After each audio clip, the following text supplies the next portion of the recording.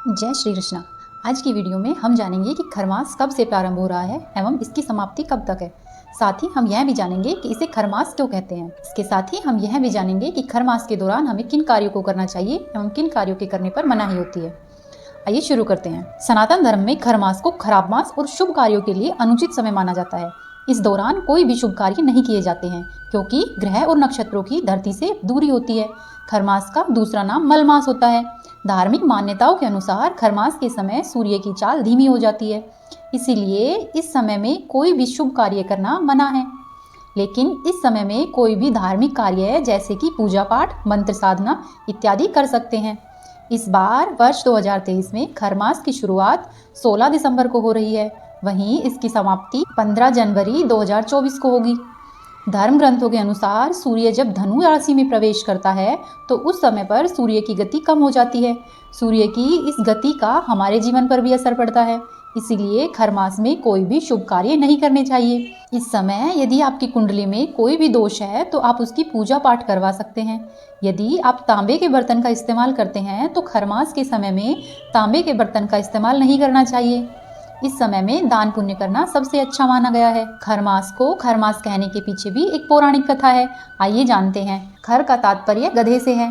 मार्कंडेय पुराण के अनुसार सूर्यदेव अपने 7 घोड़ों यानी कि रश्मियों के सहारे इस सृष्टि की यात्रा करते हैं।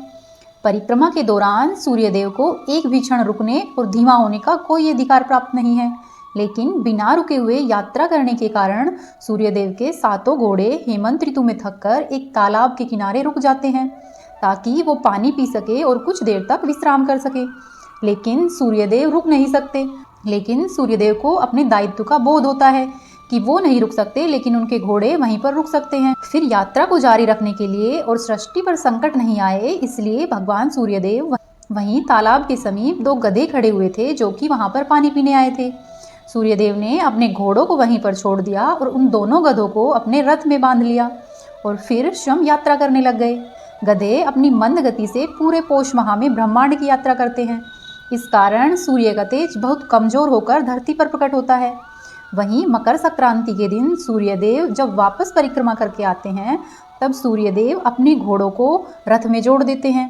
तब उनकी यात्रा पुनः अपनी रफ्तार पकड़ लेती है और उसके बाद से धरती पर सूर्य का तेज और प्रकाश बढ़ने लग जाता है।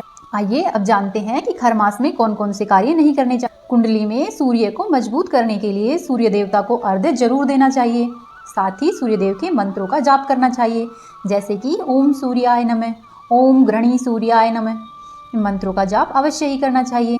इसके साथ ही यदि आप चाहते हैं कि आपका सूर्य ग्रह अधिक मजबूत हो तो आप इसके लिए आदित्य हृदय स्रोत का पाठ भी कर सकते हैं।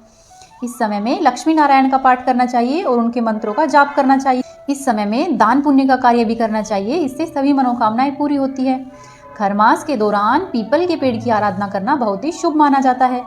ऐसी मान्यता है कि पीपल के पेड़ पर देवताओं का वास होता है और इसकी पूजा करने से सभी कष्ट दूर होते हैं। साथ ही खरमास के दौरान तुलसी पर भी जल अर्पित करें। शाम के समय में तुलसी पर दीपक जरूर जलाएं। ऐसा माना जाता है कि ऐसा करने से दुखों का निवारण होता है। साथ ही तुलसी पर दीपक जलाते समय ओम नमो भगवते वासुदेवाय नमः इस मंत्र का जाप करना चाहिए। आइए अब जानते हैं कि खरमास में कौन कौन से कार्य नहीं करने चाहिए। खरमास के दौरान सुखी वैवाहिक जीवन के लिए विवाह या सगाई की रस्म नहीं करनी चाहिए।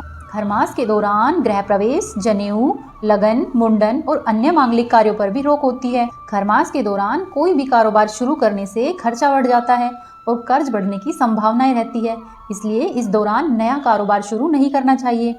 साथ ही खरमास के दौरान नया घर भी नहीं खरीदना चाहिए। साथ ही यदि आप नया घर बनवाने की सोच रहे हैं तो खरमास के दौरान इसकी शुरुआत नहीं करनी चाहिए। साथ ही खरमास में धार्मिक अनुष्ठान नहीं करें। हर रोज किए जाने वाले अनुष्ठान आप कर सकते हैं। खरमास को हम मलमास के नाम से भी जानते हैं। यदि आपको आज की वीडियो अच्छी लगी तो हमारी वीडियो को लाइक कीजिए, चैनल को सब्सक्राइब कीजिए और अपने दोस्तों के साथ शेयर कीजिए।